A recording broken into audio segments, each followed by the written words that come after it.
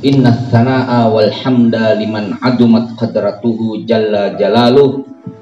Assalatu wassalamu ala asyrafil anbiya'i wal mursalin, habibina wa habibi ilahil alamin, sumya fis sama'i bi Ahmad wa fi ardina bi Abi Qasimil Mustafa Muhammad. Allahumma shalli ala Muhammad wa ala ahli baiti thayyibin at-tahirin al-ma'sumin, siyama ala baqiyatillahi fil aradin, imamuna sahibal asri wal zaman, farajau syarif baqiyatul aradin wa hukih wa la'nud daim ala jami'i a'daihim mundu adam ila qiyami yaumiddin.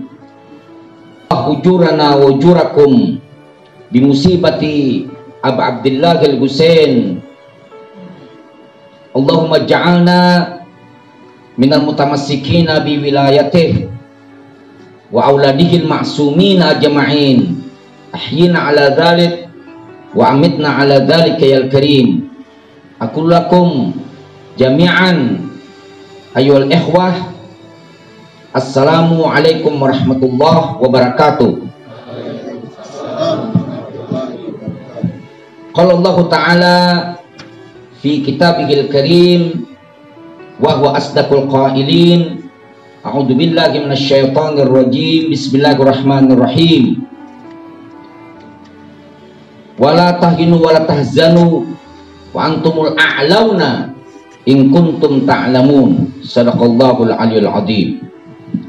Ikhwan dan akhwat sekalian, pecinta Imam Al-Husain alaihi salatu wassalam, yang mau bergabung dalam majelis duka Abu Abdillah Al-Husain yang saya muliakan, yang sama-sama insyaallah dimuliakan oleh Allah Subhanahu wa ta'ala, karena kita duduk di dalam majelis duka Abu Abdillah Al-Husain, di mana kita sudah memasuki malam ke-8 bulan Muharram.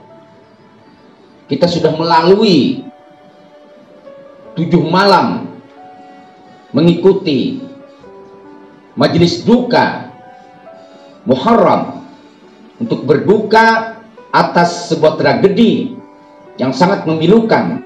Hanya orang gila yang tidak bisa melihat ketika mendengar sebuah peristiwa yang terjadi atas cucu Rasulullah Shallallahu Alaihi Wasallam, kekasih Rasulullah, belahan hati Rasulullah, sepenggal daging Rasulullah Shallallahu Alaihi Wasallam.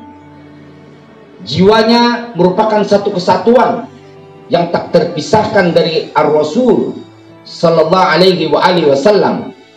Emanasi sempurna Rasulullah Sallallahu Alaihi Wasallam, dan tentu juga emanasi sempurna Allah Subhanahu wa ta'ala. Dan kita mendapatkan kudrah, karunia, anugerah dari Allah Jalla Jalaluh, sehingga kita dapat duduk di majelis duka malam yang ke-8 bulan Muharram.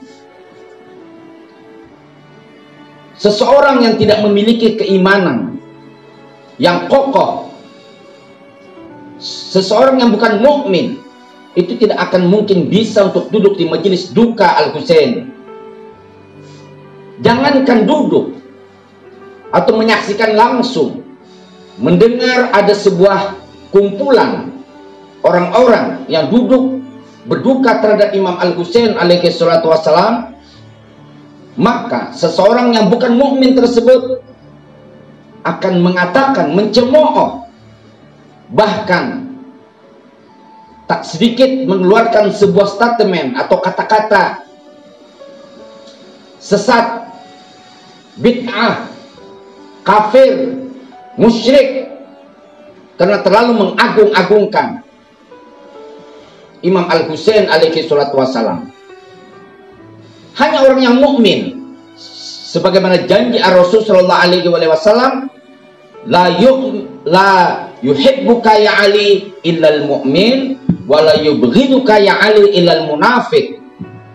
Wahai Ali, tidak mungkin mencintaimu kecuali orang mukmin, dan tidak mungkin membencimu terkecuali orang munafik. Hanya orang yang beriman dan mempergunakan akal sehat ketika mendengar sebuah peristiwa Karbala, maka dia mau bergabung dalam lautan duka Al-Mustafa, duka sebuah tragedi yang terjadi kepada Abu Abdillah Al-Husain, dan sebuah janji dari Rasulullah SAW, jika seseorang ikut berduka dalam sebuah majelis duka Abu Abdillah Al-Husain dan menangis, meneteskan air matanya, atau membuat orang menangis, bahkan berpura-pura menangis, maka tetesan air matanya itu atau tindakannya itu akan memadamkan neraka jahanamnya Allah Subhanahu wa ta'ala.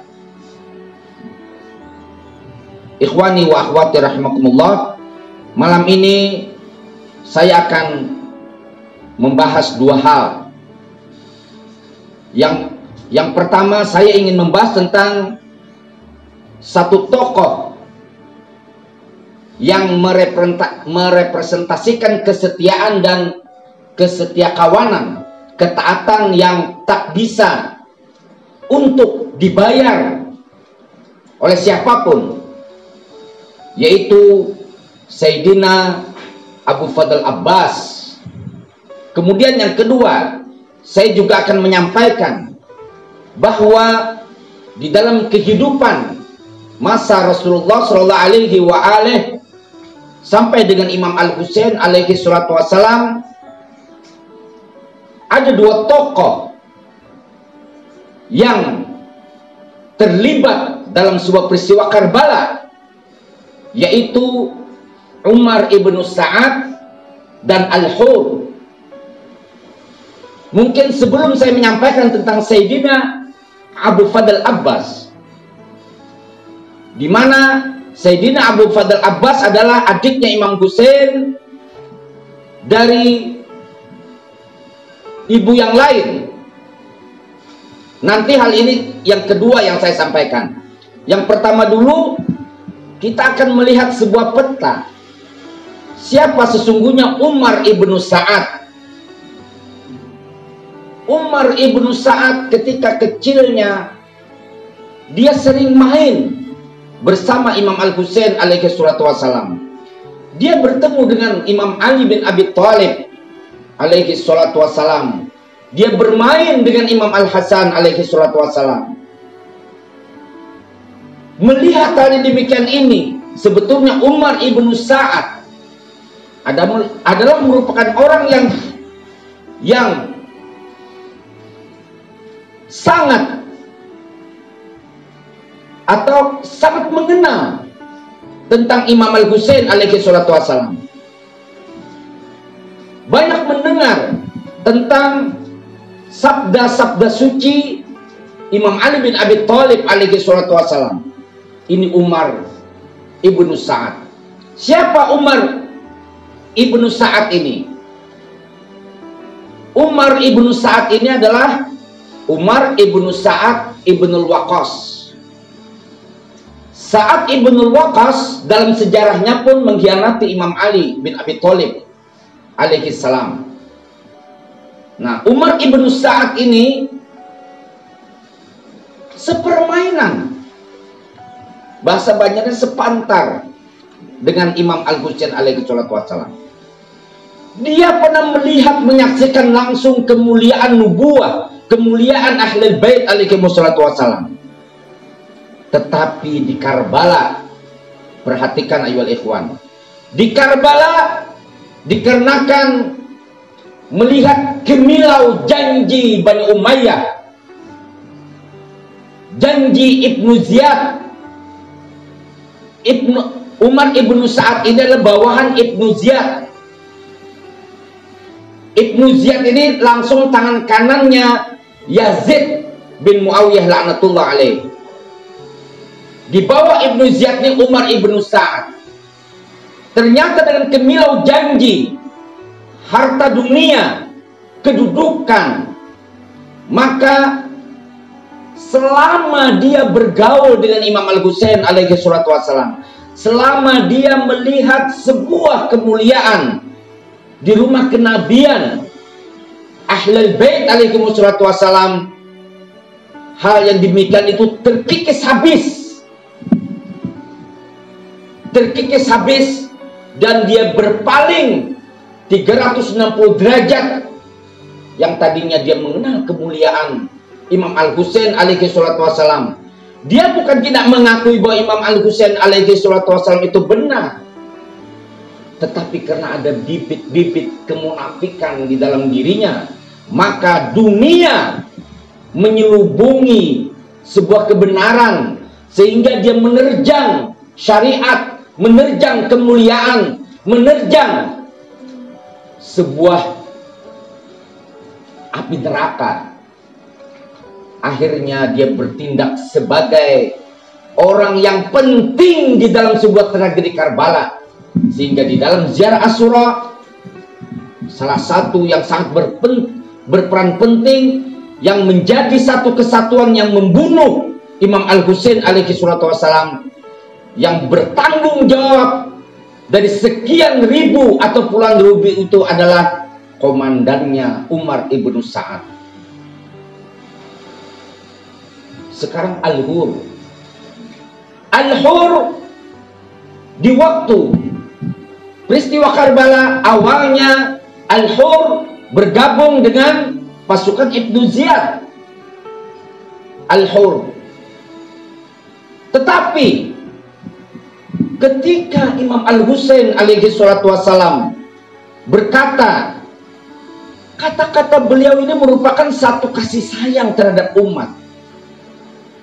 Artinya ketika Imam Husain alaihi salatu wassalam mengatakan, berpidato di tengah-tengah peperangan tersebut dalam rangka mengkasih sayangi umat, tidak terlambat kalian kalau mau bertobat. Apa kata Imam Al-Husain? Ayuhan nas anal Husain. Beliau mengatakan demikian, wahai manusia, aku Husain. Bagi orang-orang yang tidak mendalami tentang Imam Al-Husain, bahasa tersebut sangat sederhana. Sangat sederhana sekali. Seperti saya mengatakan, dan antum semua yang berada di sini kenal dengan saya. Saya Busyairi Ali. Apa maknanya itu? Antum sudah tahu semua bahwa saya Busyairi Ali. Nah, ketika Imam Al-Husain alaihi salatu wassalam mengatakan Anal Husain ayuhan nas, Anal Husain, ketahuilah aku ini Husain. Tidak ada putra Rasulullah sallallahu alaihi wasallam di timur dan di barat kecuali aku. Datuku Rasulullah, ayahku Amirul Mukminin Ali bin Abi Thalib Al-Haidar, singa penggebrak pintu Khaybar. Ibuku Fatimah Sayyidatun Nisa'il Alamin. Saudaraku Al-Hasan Sayyidat Syababi Ahlil Jannah. Dijelaskan oleh Imam Al-Husain alaihi salatu wassalam. Hal yang demikian ini beliau katakan sambil meneteskan air mata, bukan berarti beliau itu takut dibunuh. Beliau kasihan dengan umat. Beliau sangat ingin menyelamatkan, masih ada waktu untuk bertobat. Ternyata kata-kata Imam Al-Husain alaihi salatu wassalam Anal Husain yang beliau jelaskan, nasab-nasab beliau dari Rasulullah, dari ayahnya, dari ibunya, dari saudaranya, seluruhnya dijelaskan tentang kemuliaan-kemuliaan. Semua yang di sana menutup telinganya, menutup matanya, menjadi tuli, menjadi bisu. Ternyata kata-kata Imam Husain tersebut menyentuh hati seorang Al-Hur yang tadinya dia berada di pihak pasukan Ibnu Ziyad, pasukan musuh, Ternyata kata-kata Imam Husain menyentuh kalbunya bagaikan air bening yang menyirami hatinya, sehingga dia menetapkan dirinya memacu kudanya. Sampai-sampai Sinan Al-Mal'un mengatakan terhadap Al-Hur, bukankah engkau ini seorang gagah berani? Mengapa engkau menjadi pengecut? Apa kata-kata Al-Hur? Al-Hur mengatakan, aku harus memilih antara surga dan neraka. Aku harus memilih antara sebuah kemuliaan dan kecelakaan. Dengan demikian, dia pacu kudanya, Al-Hur tadi. Kemudian dia bersimpuh di hadapan Aba Abdillah Al-Husain. Dia mengatakan, ya Aba Abdillah, ya putra Rasulullah, ya benar Rasulullah, apakah masih ada satu kesempatan bagiku untuk bertaubat, ya putra Rasulullah? Dia bersimpuh di hadapan putra Ali dengan meneteskan air matanya dengan sebuah taubatan nasuha yang sungguh-sungguh. Kata-kata Imam Husain alaihi salatu wassalam tadi menyentuh kalbunya. Kemudian Imam Al-Husain alaihi salatu wassalam mengangkat kepala Al-Hur. Kemudian Imam Al-Husain alaihi salatu wassalam berkata, Allah subhanahu wa ta'ala mengampunimu wahai Al-Hur. Tidak salah ibumu memberi nama terhadapmu Al-Hur. Al-Hur itulah sang merdeka. Kemudian Al-Hur berkata terhadap Imam Al-Husain alaihi salatu wassalam, wahai putra Rasulullah, sesungguhnya aku bermimpi didatangi ayahku dan ayahku mengutukku. Engkau celaka wahai Al-Hur, engkau berhadapan dengan Al-Husain, berhadapan dengan cucu Rasulullah. Mengapa engkau membela musuh-musuh Islam, musuh Rasulullah sallallahu alaihi wasallam? Dengan kata-kata ayahku itu menyentuh kalbuku, sehingga aku pada hari ini bersumpah demi Allah, demi Rasulullah, demi jiwamu wahai Imam Al-Husain, aku akan membela putra-putra Fatimah, aku akan sumbangkan nyawaku. Kemudian Imam Al-Husain mencium Al-Hur, merestui Al-Hur, kemudian dia memacu kudanya sampai dia membunuh musuh-musuh Allah subhanahu wa ta'ala. Akhirnya apa daya, karena dia sendirian dikeroyok oleh ribuan musuh dengan bersenjata lengkap, dia jatuh dan dia berteriak, ya Aba Abdillah, assalamualaikum ya Aba Abdillah, assalamualaikum ya Al-Husain, assalamualaikum ya Aba Abdillah.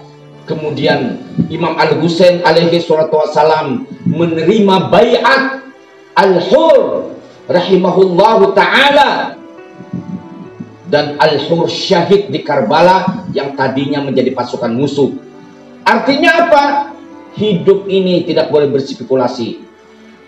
Hidup ini tidak boleh berspekulasi. Allah, Rasulullah, dan wali Allah tidak membutuhkan pengakuan kita secara lisan.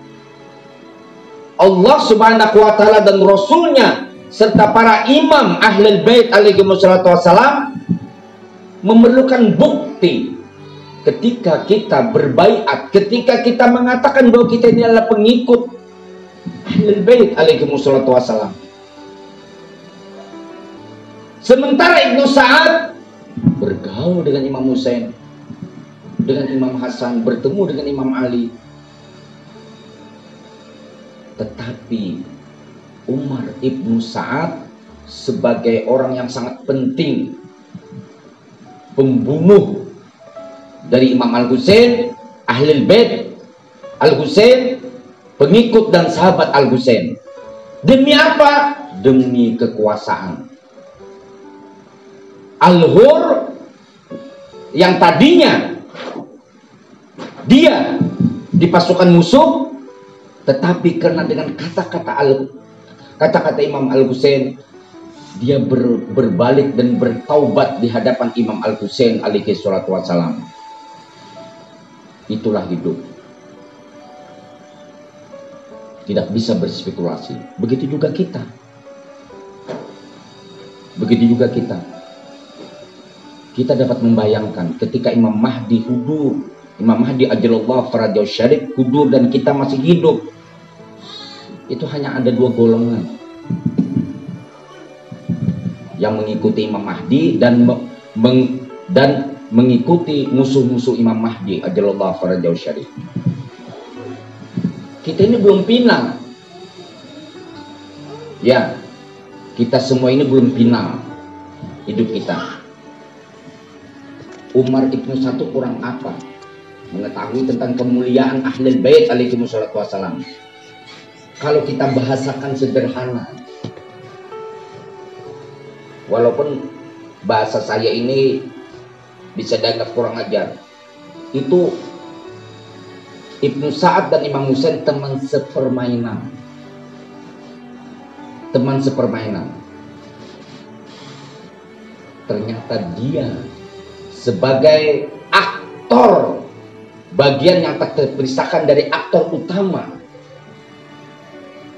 dalam tragedi Karbala, dan dia memilih jalan kecelakaan, sementara Al-Hur rahimahullahu ta'ala syahid karena Al-Hur membuka matanya, membuka mata batinnya dan membuka telinganya, sehingga dia melihat dan mendengar bahwa apa yang disampaikan oleh Imam Al-Husain alaihi salatu wassalam adalah sebuah kebenaran.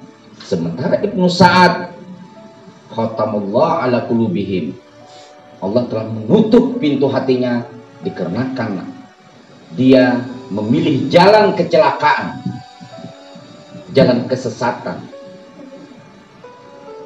jalan neraka jahanam. Ala Nabi wa alihi sholawat. Allahumma shalli ala Muhammad wa ali Muhammad. Allahumma shalli ala Muhammad wa ali Muhammad. Allahumma shalli ala Muhammad wa ali Muhammad. Yang kedua, yang tadi kan Al-Hur dan Ibnu Sa'ad, pelajaran buat kita hidup ini jangan berspekulasi. Anda jangan bangga dulu. Kita ini hidup ini belum final. Kita tidak tahu terjadi yang akan datang itu apa, tetapi kita selalu berdoa kepada Allah Subhanahu wa taala, bertawasul kepada para imam agar kita istiqomah, ditetapkan sampai akhir hayat kita husnul khotimah, beri wilayah kepada imam-imam Ahlul Bait alaihi wassalatu wassalam. Itu doa kita. Yang kedua saya sampaikan tentang kesetiakawanan. Kesetiaan itu ada pada figur Sayyidina Abu Fadl Abbas. Sayyidina Abu Fadl Abbas ini adalah saudara seayah dengan Imam Al-Husain alaihi salatu wassalam. Siapa Sayyidina Abu Fadl Abbas dan siapa ibunya? Ibu Sayyidina Abu Fadl Abbas ini sebenarnya namanya Fatimah. Ketika beliau dinikahi oleh Imam Ali bin Abi Thalib, dan ini adalah pilihan Sayyidah Fatimah Zahra, wasiat dari Sayyidah Fatimah Zahra alaihissalam, dan ternyata dari sukunya pun adalah ibu Sayyidina Abu Fadl Abbas yang dinikahi oleh Imam Ali ini adalah orang yang pemberani dan orang yang berpihak di pihak kebenaran sukunya. Nah, ketika menikah dengan Imam Ali bin Abi Thalib, lahirlah Sayyidina Abu Fadl Abbas. Maka sejak itu ibunya Sayyidina Abu Fadl Abbas tidak mau dipanggil dengan nama Fatimah. Perhatikan betul-betul di sini. Tidak mau dipanggil dengan nama Fatimah. Apa alasannya? Karena dia tidak mau menyakiti hati anak-anak Sayyidah Fatimah Zahra. Kalau dipanggil Fatimah, maka anak-anak Sayyidah Fatimah Zahra teringat ibunya. Maka ibu dari Sayyidina Abu Fadl Abbas ini terkenal dengan Ummul Banin. Sejak dilahirkannya Sayyidina Abu Fadl Abbas, lahirlah Sayyidina Abu Fadl Abbas. Kemudian Imam Ali menggendongnya, mengajarkannya, dan Imam Ali alaihi salatu wassalam meneteskan air mata. Itu sejarahnya. Setelah Imam Ali meneteskan air mata, Ummul Banin bertanya terhadap Amirul Mukminin, "Ya Amirul Mukminin." Beliau memanggil suaminya dengan "Ya Amirul Mukminin." "Wahai Amirul Mukminin, ma baluka ya Amirul Mukminin? Apa yang terjadi sehingga engkau sehingga engkau menangis wahai Amirul Mukminin?" "Aku menangis karena bayi ini," yaitu Sayyidina Abu Fadl Abbas, "karena bayi ini nantinya tangannya terpotong, dua-duanya, kakinya terpotong, kepalanya ditebas pedang di padang Karbala, karena dia nantinya akan membela putraku Imam Al-Husain alaihi salatu wassalam, Abu Abdillah Al-Husain." Kemudian Ummul Banin bertanya terhadap Ummul Banin ketika mendengar bahwa Sayyidina Abu Fadl Abbas ini nantinya akan terbantai di Karbala, dua tangannya terpotong, dua kakinya terpotong, kepalanya ditebas. Ummul Banin tidak menangis, tapi bertanya terhadap Imam Ali bin Abi Thalib, "Ya Amirul Mukminin, apakah ketika putraku dalam keadaan demikian, Imam Al-Husain selamat?" Ala Nabi wa alaihi sholawat. Allahumma salli ala Muhammad wa ali Muhammad. Allahumma salli ala Muhammad wa ali Muhammad. Allahumma salli ala Muhammad wa ali Muhammad. Ummul Banin bertanya terhadap Imam Ali, "Apakah putraku dalam keadaan demikian dia akan bisa membela dan junjunganku Al-Husain alaihi salatu wassalam selamat?" Imam Ali untuk kedua kalinya menangis. "Putraku dibantai, dicincang-cincang." Setelah mendengar Al-Husain alaihi salatu wassalam disampaikan oleh Imam Ali tercincang-cincang, Ummul Banin menangis histeris. Kita akan melihat sebuah riwayat ini. Ketika dikatakan Imam Ali, Sayyidina Abu Fadl Abbas dipotong kedua tangannya, dipotong kedua kakinya dalam rangka untuk membela Imam Husain di Karbala, beliau tidak menangis. Beliau bertanya, "Apakah dengan demikian putraku itu dapat menyelamatkan Al-Husain alaihi salatu wassalam?" Ketika Imam Husain mengatakan, "Putraku Al-Husain alaihi salatu wassalam kehausan, dicincang-cincang di Karbala," beliau baru menangis. Ini ibunya. Kemudian Sayyidina Abu Fadl Abbas. Sayyidina Abu Fadl Abbas di dalam hidupnya tidak pernah sekalipun memanggil Imam Al-Husain alaihi salatu wassalam itu dengan abang. "Wahai kakakku Al-Husain," tidak pernah. Tetapi selalu memanggil Imam Al-Husain alaihi salatu wassalam, "Ya Maulai, ya Sayyidi wa Maulai, ya Imami, wahai junjunganku." Dikala Imam dan Sayyidina Abu Fadl Abbas ini ketangguhan Sayyidina Abu Fadl Abbas ini yang dikatakan purnama Bani Hashim, di mana beliau membela Amirul Mukminin Ali bin Abi Thalib di perang Siffin. Perang Siffin itu perang terpanjang, berlangsung selama 8 bulan. Perang Siffin itu. Dan Sayyidina dan Imam Ali bin Abi Thalib menampilkan Sayyidina Abu Fadl Abbas. Di tengah-tengah Sayyidina Abu Fadl Abbas bisa meruntuhkan, membunuh musuh-musuh Allah Subhanahu wa Ta'ala. Kemudian Imam Ali bin Abi Thalib memanggil Sayyidina Abu Fadl Abbas, dan pasukan yang bergabung dengan Imam Ali ini heran.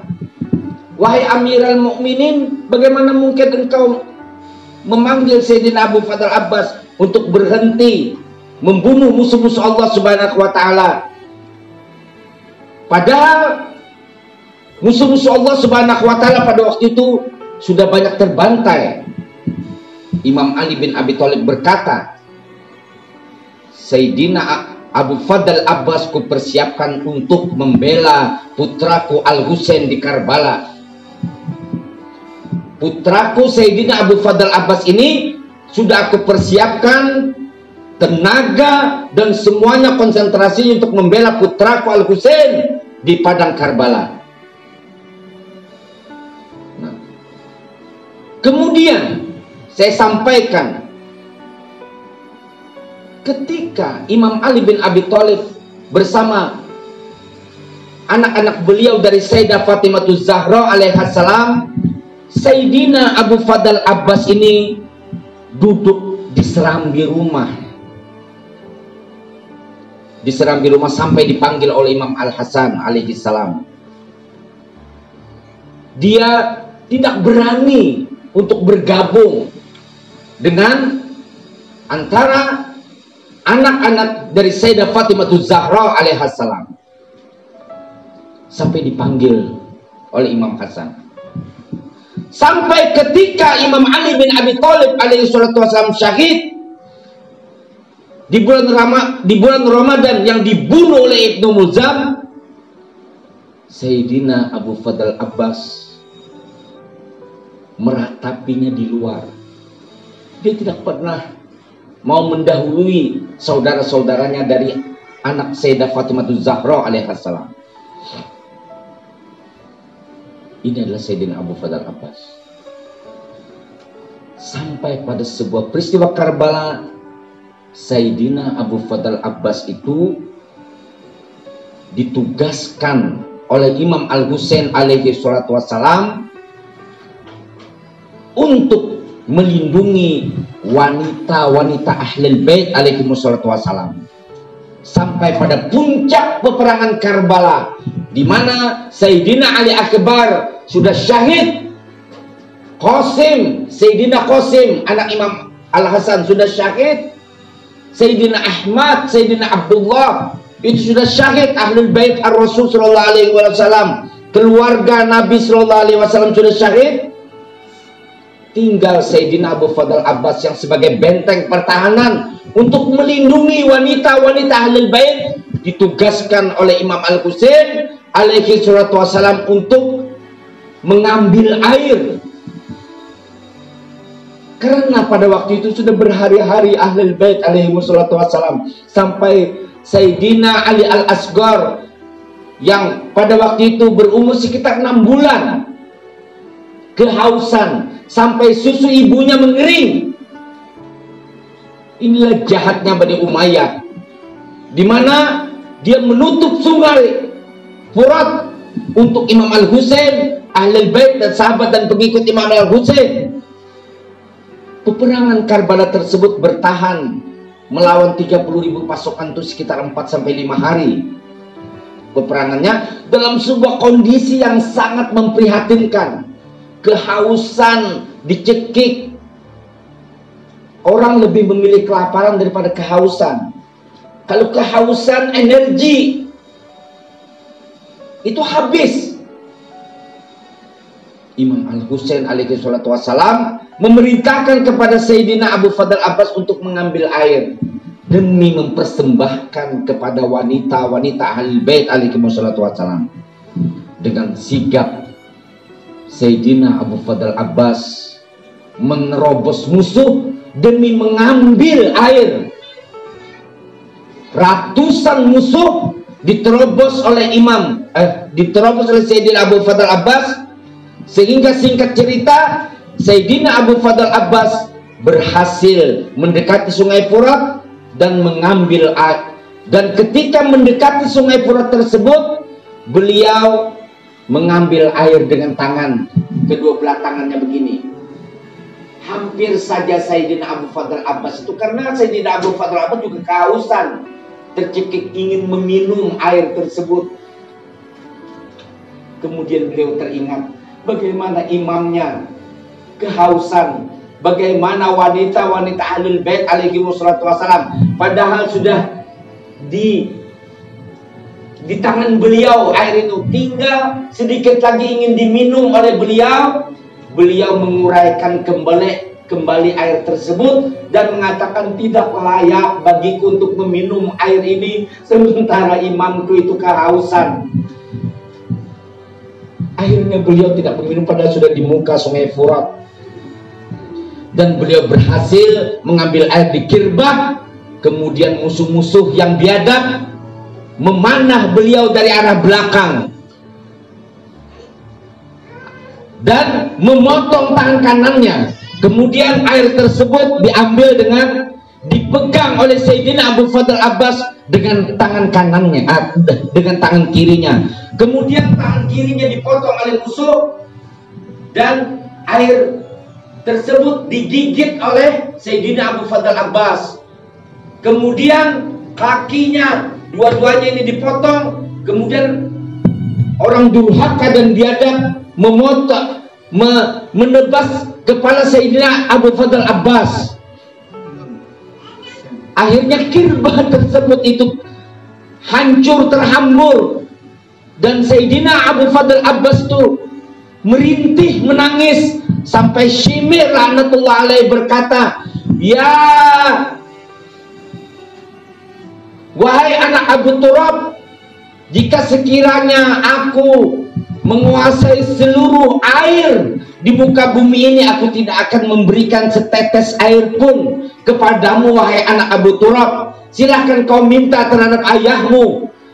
Sayyidina Abu Fadl Abbas menangis bukan dalam rangka beliau ditebas, tetapi beliau sangat menyesalkan perintah Imam Al-Husain untuk mengambil air bagi Ahlul Bait alaihi wassalatu wassalam. Beliau merasa gagal, menangis sampai Imam Al-Husain alaihi wassalatu wassalam mengutuk orang-orang yang membunuh Sayyidina Abu Fadl Abbas. Kemudian ketika di saat-saat ingin syahid di padang Karbala, Sayyidina Abu Fadl Abbas meminta maaf kepada Imam Al-Husain alaihi salatu wassalam. "Wahai abangku," baru pertama kali itu mengatakan, "Wahai abangku, maafkan aku tak berguna, aku tak berhasil mengambil air di Sungai Furat untuk mempersembahkan terhadap Sukainah, terhadap Ummu Kulsum yang tercekik kehausan." Beliau mengatakan demikian. Imam Al-Husain mendekap Sayyidina Abu Fadl Abbas, "Wahai adikku, aku telah kehilangan punggungku," kata Imam Al-Husain alaihi salatu wassalam. "Aku telah kehilangan tulangku, aku kehilangan punggungku."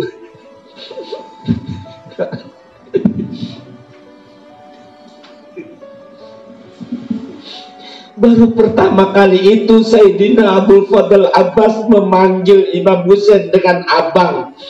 Selama hidup beliau selalu ketika memanggil Imam Husain, "Ya Sayyidi wa Maulai," wahai junjunganku, wahai imamku. Beliau memang dididik oleh ibunya untuk membela anak-anak Sayyidah Fatimah Zahra. Beliau terlibat dalam perang Siffin. Beliau terlibat ketika berseteruan antara Imam Hasan dan Muawiyah. Sampai puncaknya beliau syahid di Karbala. Beliau menyesalkan, aku tak berguna. Kata Sayyidina Abu Fadl Abbas, maafkan aku wahai Imam. Imam Husain menangis terseduh-seduh mengatakan, telah hilang tulang punggungku. Sayyidina Abu Fadl Abbas syahid di Karbala.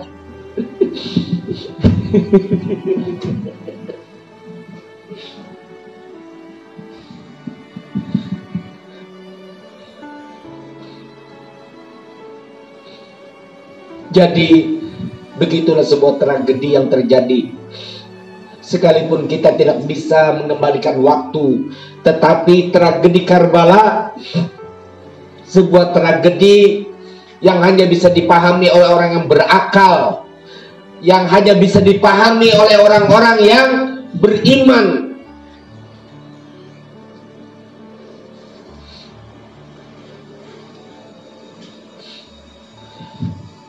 Sehingga mudah-mudahan malam duka yang ke-8 ini membuat kita menjadi sadar bahwa hidup ini spekulasi.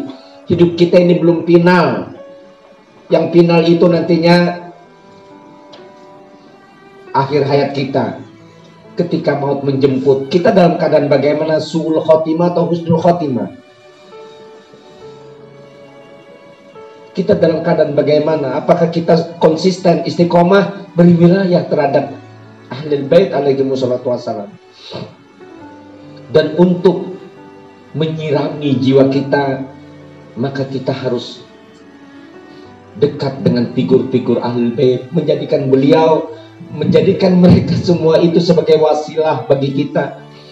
Dekat dengan pecinta-pecinta Ahlul Bait, ulama-ulama Ahlul Bait alaihi wassalatu wassalam. Hanya dengan itu kita berusaha agar kita menjadi husnul khotimah, menjadi orang yang tetap berwilayah sampai akhir hayat kita kepada Ahlul Bait alaihi wassalatu wassalam. Mungkin ini yang dapat saya sampaikan pada malam hari ini. Mudah-mudahan sekali lagi kita berdoa kepada Allah, ya Allah, tetapkan kami ya Allah, tetapkan kami ya Allah sampai akhir hayat kami berwilayah kepada Amirul Mukminin wa auladil ma'sumin ajma'in. Tetapkan kami ya Allah, hidupkan kami dengan wilayah tersebut ya Allah, matikan kami dengan wilayah tersebut ya Allah. Jika sekiranya tetesan air mata kami di malam yang mulia ini memiliki esensi di hadapan-Mu, dan kami meyakini Engkau berjanji bahwa tetesan air mata setiap pencinta Husain yang berduka atas tragedi Karbala akan memadamkan neraka jahanamnya Allah subhanahu wa ta'ala. Kami memohon ya Allah, tetesan air mata ini kami hadiahkan kepada kedua orang tua kami ya Allah, terkhusus yang telah meninggal dunia ya Allah. Jika sekiranya duka kami ini memiliki pahala di sisi-Mu, kami hadiahkan pertama kali kepada kedua orang tua kami ya Allah. Kami mewakili mereka ya Allah, kami mewakili mereka, maafkan kesalahan-kesalahan mereka ya Allah. Jika sekiranya dari kedua orang tua kami itu selama hidup mereka belum mengenal Ahlul Bait Nabi Muhammad SAW, kami mewakili mereka, kami memohon ampun kepadamu demi tangisan duka kepada Imam Al-Husain ini ya Allah. Kemudian kami memohon kepadamu ya Allah, mudahkan segala urusan pemimpin-pemimpin kami, ulama-ulama kami, maraji kami, terusus waliul amril muslimin Imam Said Al-Khamenei ya Allah, dan jadikanlah kami setia terhadap beliau sampai utuhnya Imam Mahdi ajalullah farajul syarif. Assalamu ala Husain semuanya.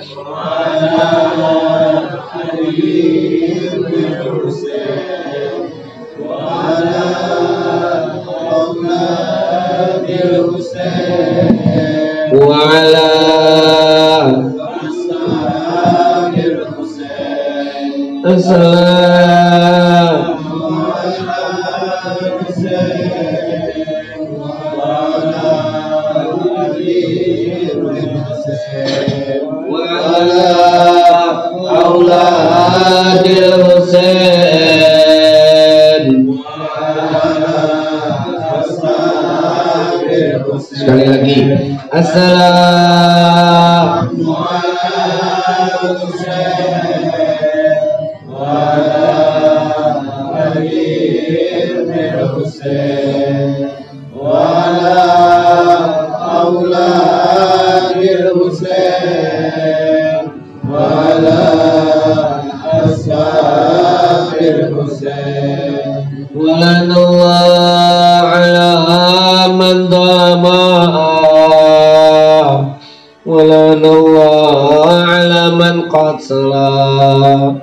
ولعن الله على من جعلك عطشا في كربلاء